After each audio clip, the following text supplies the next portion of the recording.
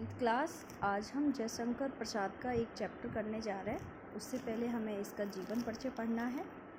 जयशंकर प्रसाद का जन्म सन 1889 में वाराणसी में हुआ।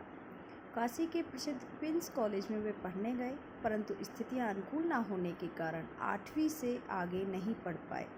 बाद में घर पर ही संस्कृत, हिंदी, फारसी का अध्ययन किया। छायावादी काव्य प्रवृत्ति के प्रमुख कवियों में ये जयशंकर प्रसाद थे और इनका निधन 1937 में हो जाता है।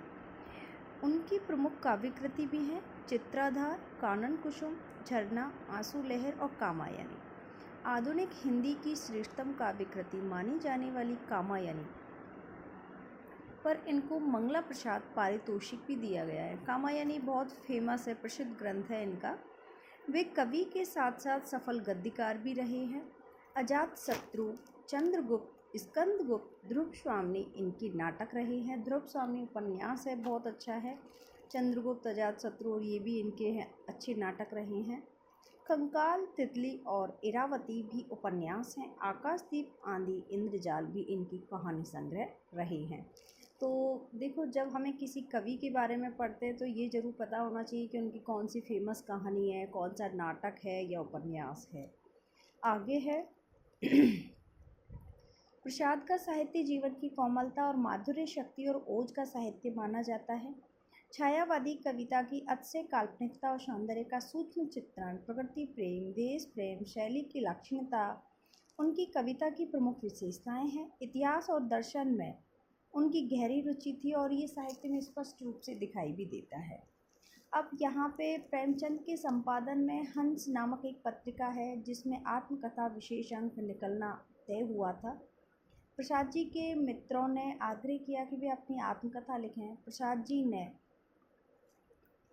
इससे पहले सहमत नहीं थे। इस असहमति के तर्क से पैदा हुई एक कविता थी उनकी आत्मकथ्य। ये कविता पहली बार 1932 में हंस के आत्मकथा विशेषांक पर प्रकाशित हुई। छायावादी शैली में लिखी गई इस कविता में जयशंकर प्रसाद ने जीवन के यथार्थ अभाव पक्ष की मार्मिक अभिव्यक्ति की है। छायावादी सूक्ष्मता के अनुरूप ही अपने मनोभावों को अभिव्यक्त करने के लिए जयशंकर प्रसाद ने ललित, सुंदर, नवीन शब्दों को प्रतिबिंब बनाया है और कहा है। इन्हीं शब्दों और बिंबों के सहारे उन्होंने बताया है कि उनके जीवन की कथा एक सामान्य व्यक्ति की जीवन की कथा है। इसमें ऐसा कुछ भी नहीं है जिसे महान व रोचक मानकर लोग वाह वाह करें। कुल मिलाकर इस कविता में एक तरफ कवि अपने यथार्थ जीवन के बारे में बता रहे हैं, दूसरी तरफ एक महान कवि की विनम्रता भी है। देखिए, आत्मकथ्य ये हमारी कविता स्टार्ट हो रही है क्लास 10th के लिए। मधुप गुनगुना कर कह जाता, कौन कहानी ये अपनी, मुरझाकर गिर रही पत्तियाँ, देखो कितनी आज घनी। मधुप यानी भंवरा, गुनगुना रहा है। आप जानते हो भंवरा फूलों पर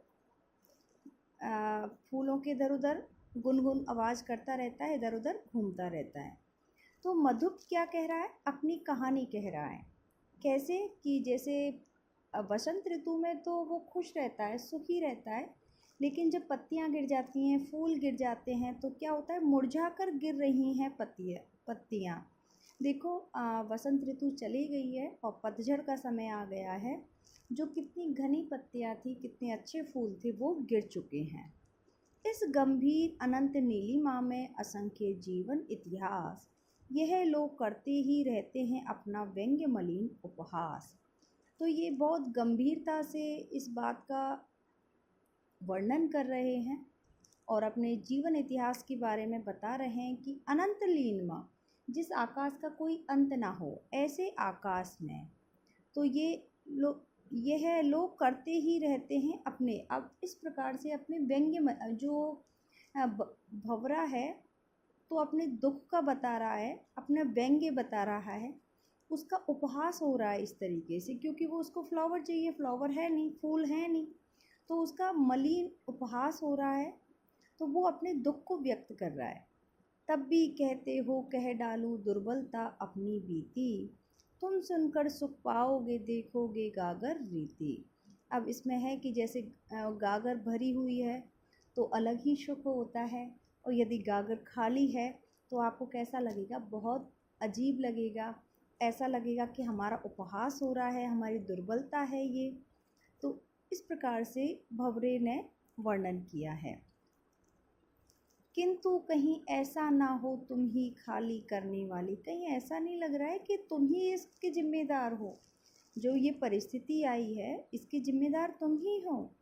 अपने को समझो, यानी स्वयं को समझो। मेरा रस ले अपने भरने वाले, अपने आप को अच्छे से समझो, अपनी मतलब समझ बढ़ाओ, और ये कारण क्या है इसको समझो और इस कारण का निवारण करो। कारण अपनी ही भरने वाले। ये विडम्बना अरी सरलते तेरी हंसी उड़ाऊं मैं। अब ये कैसी विडम्बना आ गई है कि जो दुख का समय है, जो हंसी उड़ा रहा है, जो अच्छा समय था वो निकल चुका है। भूले अपनी प्रवंचना औरों को दिखलाऊं मैं। हम सारी बातें भूल गए हैं जो धोखा हुआ है हमारे साथ, क्योंकि बसंत ऋतु में तो भंवरे तितलियां रहती हैं, लेकिन पतझड़ आ गया है तो ये धोखा हो चुका है। अब मैं क्या दिखलाऊं किसी को, क्या बताऊं मैं? उज्ज्वल गाथा कैसे गाऊं? अब अच्छी बातें कैसे बता दूं? उज्ज्वल गाथाएं कैसे गाऊं? ऐसी स्थिति ही नहीं है। मधुर चांदनी रातों की, अब मैं ये कैसे कहूँ कि चांदनी रात भी अच्छी है, दिन भी अच्छा है, और मधुर रस भी है, और वसंत ऋतु है, ये सारी बातें कैसे कहूँ? अरे खिलखिलाकर हंसते होने वाली उन बातों की, जो अच्छा समय था उन बातों के बारे में, मिला कहाँ है वह सुख जिसका वो सुख मिला ही नहीं है। मैं स्वप्न देखकर जाग गया, और वो स्वप्न में देखकर ही इन सारी चीज़ों को जाग गया। ऐसा लग रहा है कि मैं तो स्वप्न में ही देखी है, अब तो ये रियलिटी में है ही नहीं, वास्तविकता में है ही नहीं ये सारा सुख। आलिंगन में आते आते मुस्किया कर जो भाग गया। ऐसा लग रहा है कि जैसे भंवरा फ्लावर के यानी फूल के पास पहुँचते पहुँचते क्या हो गया है, फूल गायब हो गया है, और वो एकदम धोखा हो गया है उसके साथ। जैसे हम किसी को आलिंगन करना चाह रहे हैं और वो चला जाता है, चुपचाप भाग जाता है, उस प्रकार। जिसके अरुण कपोलों की मतवाली सुंदर छाया में अनुरागनी ऊषा लेती थी निज सुहाग मधु माया में। जिस प्रकार कोई स्त्री है, उसकी सुंदर छाया में अनुरागनी, यानी जो भोर का समय है, उषा काल समय है, उसके लिए बोला है। निज सुहाग मधु माया में, ये क्या जो अच्छा समय है, मधुमास है, तो ऐसा लग रहा है कि वो सारी चीज़ें अलग हो गई हैं, दूर हो गई हैं। मधुमास है, प्रातःकालीन उषा का समय है, वो सुंदर छाया है, उसकी स्मृति पाथे बनी है। तो ये स्मृति कैसी बन गई? एक रास्ते की समान बन गई कि हाँ, यहाँ से कोई निकला था, यहाँ पे कोई अच्छा रास्ता था, ऐसे पाथे बन चुकी है। थके पथिक की पंथा की, और ये पथिक को रास्ता दिखा रही है कि आगे आपकी मंजिल है, आगे आप जाओ। सीवन को उधेड़ कर देखोगे क्यों मेरी कंथा की। जैसे कोई सिलाई होती है, उसको आप उधेड़ोगे तो क्या हो जाएगा? अलग अलग हो जाते हैं। तो उस सीवन को उधेड़ कर देखोगे मेरी कंथा की, तो इस प्रकार से आप करोगे तो क्या अलग अलग रास्ते हो जाएंगे। छोटे से जीवन की कैसी बड़ी कथाएं आज कहूँ, ये मेरा छोटा सा जीवन है, इस विषय में मैं क्या बताऊँ। ये आत्मकथा यानी एक कविता, और अपने जीवन परिचय को भंवरे के माध्यम से समझा रहे हैं। क्या अच्छा नहीं को औरों की सुनता मैं मौन रही। ऐसा कुछ अच्छा नहीं है जो मैं आपको बताऊं, और मैं औरों की सुनता हूँ मौन रहूँ, ऐसा भी है भी नहीं भी। सुनकर क्या तुम भला करोगे? यदि मैं अपने दुख को बयां करूँगी या बयां करूँगा, जयशंकर प्रसाद है तो इसमें आएगा बयां करूँगा, तो तुम मेरी आत्मकथा से क्या करोगे? मेरी भूली आत्मकथा के बारे में जान के। अभी समय नहीं है, मेरे पास इतना समय नहीं है जो मैं अपने दुख का वर्णन कर सकूं।